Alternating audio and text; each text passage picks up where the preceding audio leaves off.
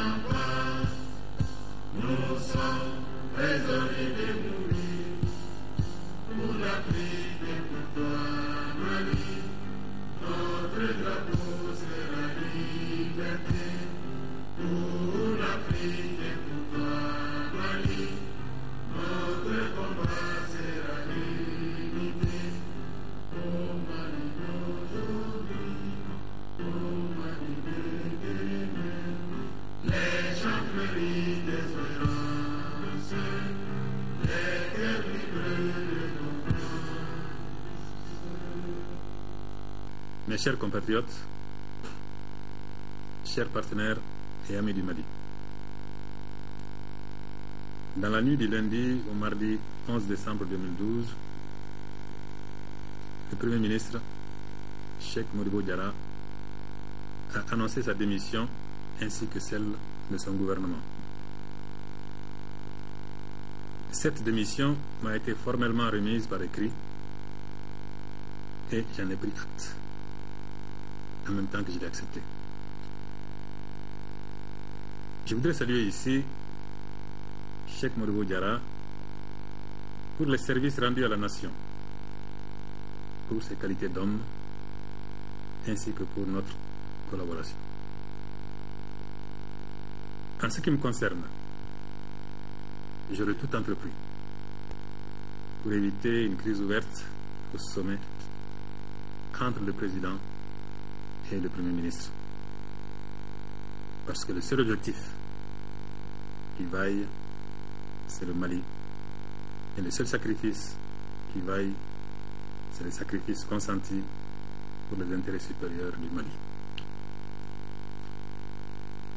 Si la démission du gouvernement, à la suite de celle du Premier ministre, est une pratique orthodoxe en démocratie, je voudrais vous assurer sur la conscience aiguë que j'ai des urgences du pays et de vos attentes en raison du préoccupant enjeu de sécurité globale et de la nécessaire continuité dans la gestion des affaires publiques. Dans les 24 heures, le Mali connaîtra son nouveau Premier ministre et son gouvernement d'ici la fin de la semaine. Mes chers compatriotes, les événements que nous vivons impliquent forcément un nouveau report de la date des concertations nationales. Ces assises, dont nous ne pouvons pas faire l'économie, ont pour but, vous le savez, de mettre en dialogue les forces vives de notre nation pour dégager une vision partagée et un consensus sur les voies et moyens de sortie de crise. J'ai personnellement veillé à ce que, dans leur préparation, ces assises restent dans le cadre de la Constitution. Et c'est pour permettre une approche plus inclusive et plus transparente que nous avions fait reporter leur tenue. Force est cependant de constater qu'en dépit de ces mesures, il n'a pas régné au sein des parties prenantes ni la sérénité, ni l'humilité, ni l'esprit constructif sans lesquels ces concertations nationales ne seraient que diviser davantage les acteurs de la vie nationale au lieu de les unir. Les organes dont la création a été proposée avaient pour but de drainer vers le même but toutes nos capacités et toutes nos volontés positives. Certains, dont la Commission nationale de négociation, seront mis en place incessamment.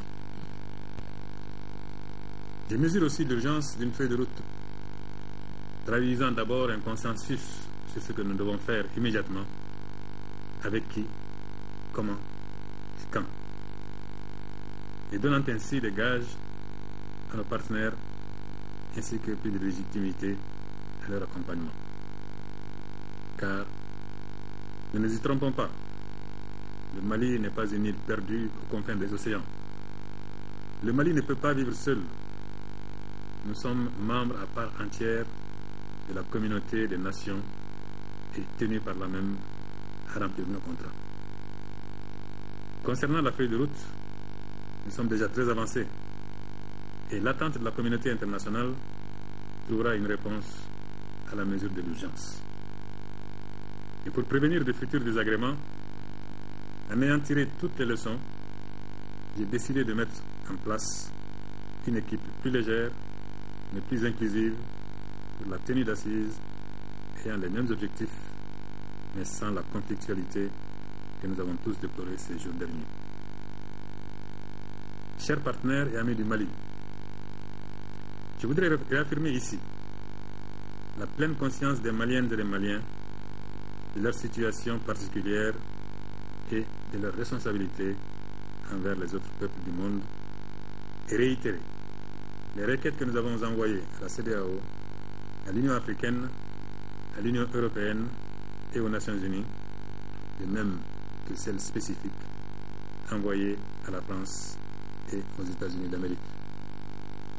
Nous souhaitons plus que jamais que le CONOPS, le concept d'opération stratégique, élaboré par la CEDEAO et adopté par l'Union africaine, permette au Conseil de sécurité de prendre rapidement une résolution autorisant le déploiement des forces africaines et amies du Mali. Je voudrais également réaffirmer notre ouverture au dialogue avec tous ceux qui, préalablement, renoncent à toute idée d'indépendance et d'autodétermination et à toute velléité d'atteinte à la laïcité de notre République. Mais chacun sait qu'il n'y a pas de dialogue possible avec le terrorisme, les crimes organisés, les narcotrafiquants. C'est pourquoi le volet militaire pour la sortie de crise, parce qu'il est incontournable, doit être préparé avec autant de détermination et de célérité. Mes chers compatriotes, nous devons nous préoccuper de l'image que nous renvoyons aux autres. Nous sommes un pays en crise, certes. Je suis le président d'un pays en crise, certes. Vous êtes les citoyens d'un pays en crise, certes. Et de surcroît une crise multiforme et lourde de périls. Mais le Mali éternel doit demeurer. Parce que le sursaut est non seulement possible, mais impératif de notre part à tous et à toutes, le peuple et chacun des citoyens, l'armée et chaque soldat, les hommes, les femmes, les jeunes et les vieux. Si nous ne constituons pas dès aujourd'hui la chaîne sacrée de l'entente et de la cohésion, nous resterons seuls face à notre tragédie. Je voudrais vous rappeler ici ce que j'avais déclaré le 29 juillet dernier, et je cite: « Mes chers compatriotes, il y a un temps pour tout. Il y a un temps pour la politique politicienne, un temps pour les ambitions personnelles, pour les intérêts individuels et corporatistes, un temps pour les querelles partisanes. Mais aujourd'hui, c'est le temps de la mobilisation de toutes et de tous pour sauver notre pays en danger. C'est le temps du dépassement et de l'oubli de soi. Il s'agit de faire du Mali notre seule priorité. Il s'agit de ne plus perdre de temps dans des polémiques stériles. Il s'agit de focaliser sur l'essentiel, c'est-à-dire notre intégrité territoriale et notre démocratie. c'est que notre attachement à notre pays, à notre intégrité territoriale, à l'unité de la nation, nous commande aujourd'hui ce que les populations du Nord, nos compatriotes qui souffrent le martyre, ce que nos centaines de milliers de réfugiés et de déplacés nous demandent aujourd'hui, c'est d'être unis et solidaires devant l'adversité. Fin de citation. Alors, unissons-nous pour sauver notre patrie, unissons-nous pour préserver notre démocratie. Unissons-nous aussi derrière notre armée, qui malgré les difficultés du moment et les hoquets de l'histoire, s'est résolument engagée à accompagner loyalement le pouvoir civil de transition dans l'accomplissement de sa mission. Mes chers compatriotes, je suis l'un de vous, je suis parmi vous, à votre écoute et attentif à toute solution pour le Mali. Je n'ai pas la prétention d'être le berger et vous un troupeau. Ma foi en ce pays est inébranlable, car je sais que la patrie prévaudra et qu'entre nous, à tous les niveaux, dans toutes les couches, il y a toujours davantage de compassion pour cette terre meurtrie et puis de passion pour un Mali prévisible et apaisé. Vive le Mali, un, indivisible et laïque, que le Tout-Puissant nous inspire et nous protège. Je vous remercie.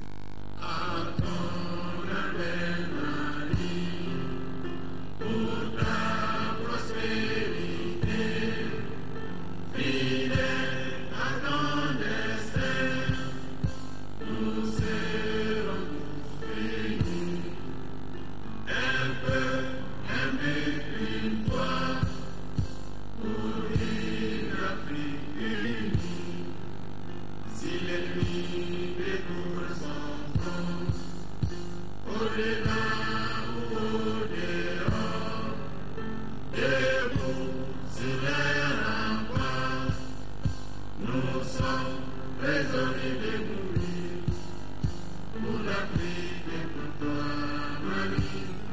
Notre drapeau sera liberté pour l'Afrique et pour toi, Mali. Notre combat sera l'unité. Oh Mali d'aujourd'hui, oh Mali de demain. Les champs fleurissent d'espérance, les cœurs vibrent de confiance.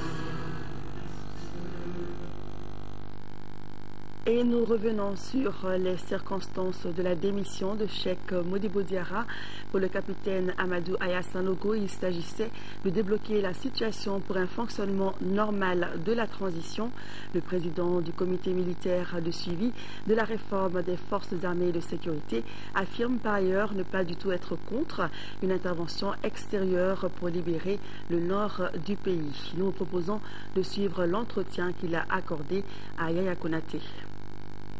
Ça n'a été qu'une suite logique à tout ce que nous avons prévu, bien sûr, pour la bonne marche de cette nation.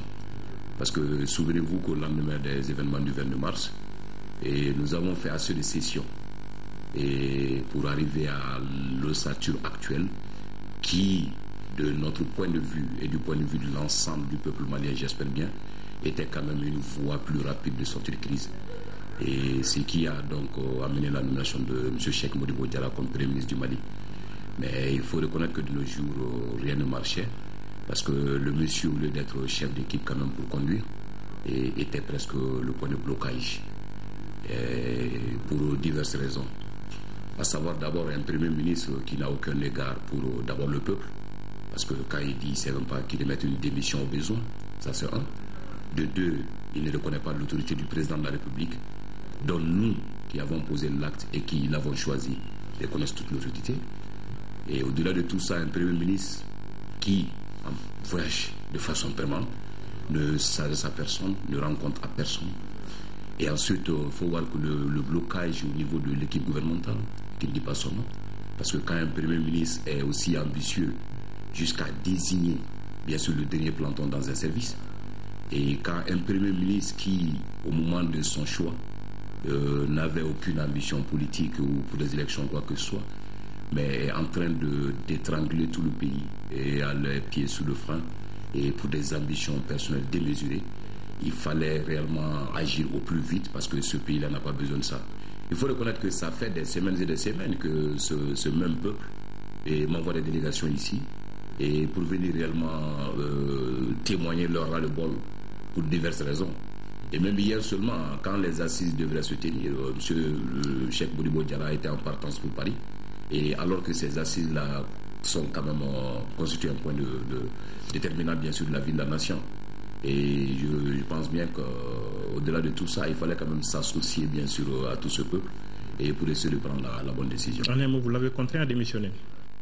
On ne l'a pas contraint, on l'a facilité. Et parce que contraint, c'était s'il y avait des formes de violence ou autre. Et je pense bien il y a quelques semaines de cela, lui-même il l'a notifié. Il dit si réellement on voulait son départ, il va donner. Mais pas au président de la République, ni à aucune autre structure. Mais à nous, il peut. Donc hier, nous avons réellement vu qu'il était besoin, il était réellement nécessaire de lui demander de remettre. Et d'où sa présence à Kati ici et pourquoi il nous l'a remis. Et qu'est-ce qu'il devient l'ancien Premier ministre, puisqu'il faut l'appeler désormais ainsi? On le disait arrêté hier soir, aujourd'hui on le dit quelque part à résidence surveillée. D'abord, permettez-moi de préciser quelque chose. Même à temps normal, on change de Premier ministre. À temps normal, un Premier ministre démissionne. Donc, ce n'est pas pourquoi ce cas spécifique peut porter beaucoup de suspicion. Et au-delà de ça, ce matin, j'apprenais dans les informations comme quoi l'opposition avec les militaires et surtout notre équipe, c'est par rapport à une intervention dont M. Cheikh Modibo Diarra a tant souhaité appuyer sur le plan international et dont nous nous sommes opposés. Je tiens à préciser que cela est complètement décousu. Nous ne sommes jamais opposés à quoi que ce soit.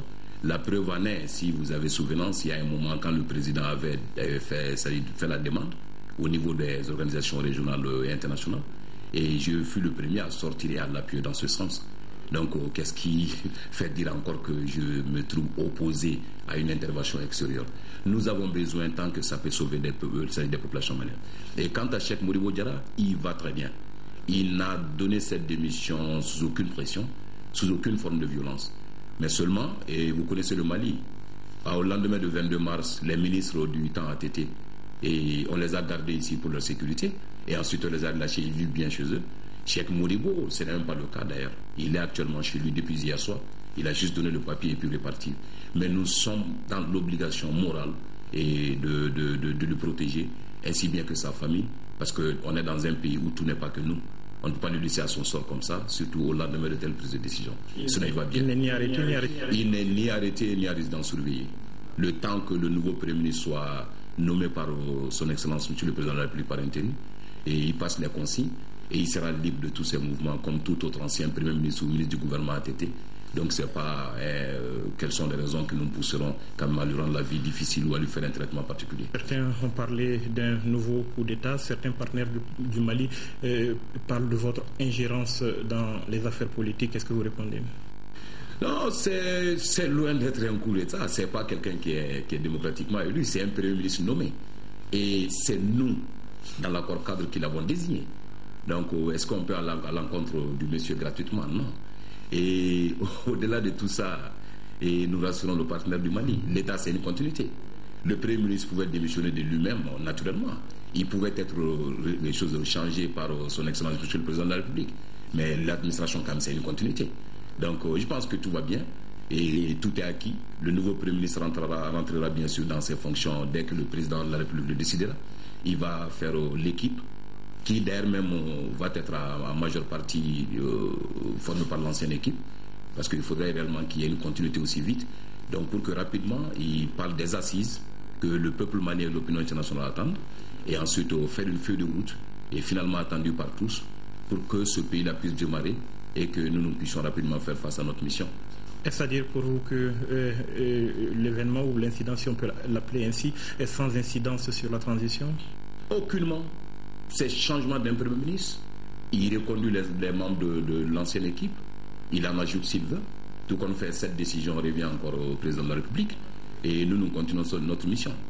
Parce que l'autre danger que je tenais réellement à préciser au-delà de ça, parce que quand un Premier ministre quand même est l'organisateur des marches de protestation ou des marches, je ne sais pas de quelle nature dans une ville, quand un Premier ministre va jusqu'à payer les paisibles citoyens et pour sortir et pour sa cause.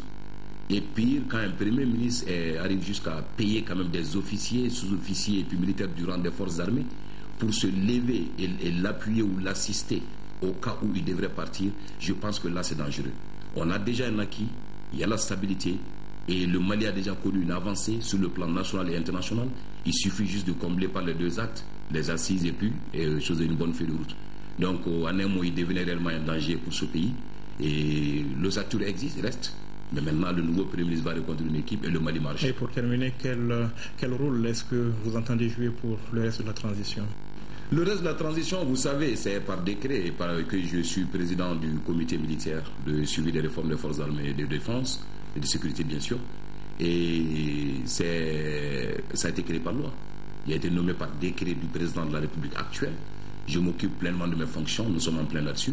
Mais même là aussi, je ne vous l'apprends pas, de mars à maintenant, depuis la nomination de ce Premier ministre, il n'a posé aucun acte.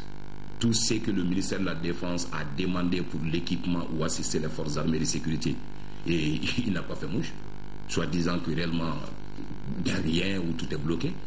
Au moment peut-être où il se trouve quand même dans des hôtels luxe et consorts en Europe ou par-ci par-là. Donc moi je pense que c'est un peu une insulte vis-à-vis du peuple. Et personnellement, pour être très franc, je m'occupe bien de ma fonction, ça me va très bien. Mais même si demain le peuple malien, je dis bien le peuple malien, pour qui on a fait toute cette concession, ce peuple malien pour qui on a lâché beaucoup de choses, décidait que je joue un rôle autre que président du comité militaire, je vais m'assumer. Mais si tel n'est pas le cas, je m'occuperai bien de mes fonctions et je ne me plains pas. Ce que je peux ajouter à cela, et je tiens à le réaffirmer, et la situation actuelle du Mali est qu'on peut bel et bien avancer. Et nous avancerons. Et même au-delà du cas du Premier ministre, si d'aventure quelqu'un devrait essayer pour des ambitions personnelles démesurées et alourdir le système ou mettre un terme, je n'hésiterai pas une seule seconde à aider et assister M. le Président de la République et pour que celui-là ne soit pas réellement un goulot d'étranglement pour le Mali. On n'en a plus besoin. À votre arrivée, on parlait essentiellement de libération du Nord. Où est-ce qu'on en est aujourd'hui? Et effectivement, libération du Nord, c'est vrai, nous devons réformer et rééquiper cette armée pour deux raisons. Pas pour le Nord seulement, parce que l'armée a besoin. Mais je vous dis aussi que le point de blocage, c'était encore lui. On n'a pas demandé un équipement qu'il a entériné. On n'a pas demandé de moyens qu'il a donnés. Et tout ce qu'on est parvenu à mettre sur place actuellement, c'est là, c'est vérifiable. Et c'est par les petits moyens qu'on a eu par-ci, par-là, pour essayer de remettre quand même l'existant à niveau. Et sans quoi il n'a été d'aucune utilité dans ce domaine aussi. Mais si, par exemple, il a toujours ce même message comme quoi c'est sa priorité, mais malheureusement, dans la pratique, on n'a pas vu de priorité parce que juste là, le Premier ministre, M. Cheikh Modibo Diarra, démissionnaire, n'a pas donné un seul équipement à l'armée malienne. Et vous êtes là-dessus, et qu'est-ce que vous faites présentement pour la libération du Nord? On est là-dessus en plein, on se prépare, et vous savez, stratégie militaire oblige, mais je le dis encore, l'armée malienne ne se prépare pas simplement pour la guerre actuelle. C'est vrai, on doit le faire tant que besoin y est, on doit le faire si la décision politique émanait. Mais au-delà de ça, l'armée malienne a besoin d'être réformée, rééquipée, et pour quand même que ce citoyen, à tous les niveaux du pays, de l'intérieur et de l'extérieur, c'est-à-dire dorme tranquille, sachant bien qu'il y a des forces armées capables d'assurer bien sûr la sécurité et la quiétude des populations pour que ce qu'on vit aujourd'hui n'arrive plus. Le président de la République par intérim annonçait dans son message à la nation la nomination d'un nouveau Premier ministre, le capitaine Sanogo l'a également évoqué tout à l'heure. Eh bien, c'est chose faite depuis hier soir. Diongo Sissoko a été nommé Premier ministre. Il vient juste d'être reçu par le président de la République par intérim pour le professeur Diankouna Traoré. Une rencontre de prise de consigne, a dit Diongo Sissoko, à l'issue d'une audience qui a duré environ 30 minutes. Les premières réactions du Premier ministre, c'est au micro de Sori Ibrahim Keïta. Oui, c'est des consignes. C'est des consignes. Le président m'a dit quelles sont ses priorités. C'est du reste des priorités que je connais déjà, dont j'ai eu à parler hier. Le président m'a réitéré cette priorité, à savoir la récupération du nord de notre pays et l'organisation d'élections crédibles avant la fin de la transition. Et les défis sont énormes, vous le savez déjà. Et certains attendent de vous plus d'agressivité, d'autres veulent que vous gardiez votre personnalité. Et quel schéma vous choisissez? Une ligne médiane. Quand il faut être agressif, je serai agressif. Lorsque ce n'est pas nécessaire, je ne serai pas agressif. Le Premier ministre Django Sissoko au micro de Sori Ibrahim Keïta qui nous brossera ce soir dans notre édition de 20h le portrait du nouveau Premier ministre. Les membres de la cellule sectorielle du ministère de la Famille, de la Promotion de la Femme et de l'Enfant ont tenu à Bamako une conférence de débat sur le VIH-Sida financée par ONU Femmes. Cet événement a pour but de sensibiliser les femmes afin de parvenir à zéro discrimination chez les femmes et les filles vivant avec le VIH au Mali. Le reportage est de Rachel Tessougui. Les personnes vivant avec le VIH sont victimes de la discrimination et de la stigmatisation qui limitent leur accès aux services sociaux de base, les empêchant de vivre dignement une vie sociale normale. C'est pour dire non à cette discrimination que les femmes sont réunies pour une conférence débat. L'objectif de cette cérémonie, c'est d'informer un peu notre cible qui sont les femmes, les filles, les enfants. Cette semaine, c'est la semaine de zéro discrimination. L'objectif de la lutte contre le sida, c'est atteindre les 3 zéros. Zéro discrimination, zéro nouvelle infection et zéro décès liés au sida. Aujourd'hui, les résultats atteints dans la prise en charge des personnes vivant avec le VIH par notre pays sont salutaires. Mais malheureusement, les pratiques de discrimination constituent un frein à l'éradication de ce fléau. Je pense que cette conférence sera bénéfique pour nous. Il y aura un thème qui se pose sur la discrimination et la stigmatisation des personnes vivant avec le VIH, ce qui me concerne, parce que ça continue à persister jusqu'à présent, malgré l'engagement de la population, des associations de personnes vivant avec le VIH. Dans le cadre de la lutte contre le VIH-Sida, le ministère de la Famille, de la Promotion de la Femme et de l'Enfant a mis en place un comité sectoriel de lutte contre le VIH-Sida pour exécuter, suivre et évaluer les activités initiées et menées par la cellule. Nous allons à Sikasso où le réseau TIC et Santé a organisé samedi dernier une journée de téléenseignement à l'intention des responsables des districts sanitaires et autres professionnels de la santé.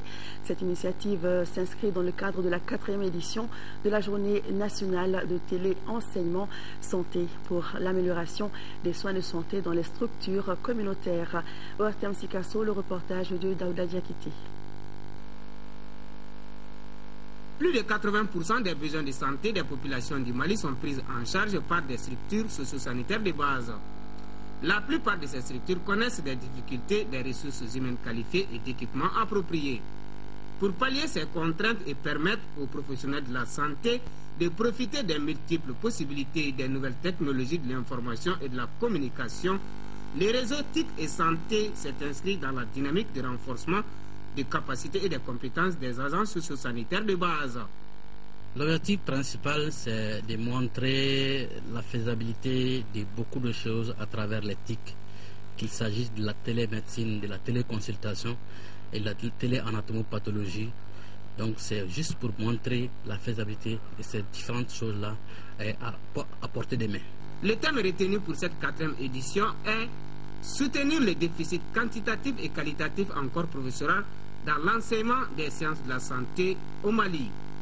Ces nouveaux outils embrassent tous les domaines de la vie quotidienne, spécifiquement le domaine médical, et nous devons par conséquent tout mettre en œuvre pour interpeller d'une part les décideurs afin que la télémédecine se développe de plus en plus et d'autre part nous investir nous-mêmes pour apprendre ces nouvelles technologies et les utiliser au bénéfice de nos malades.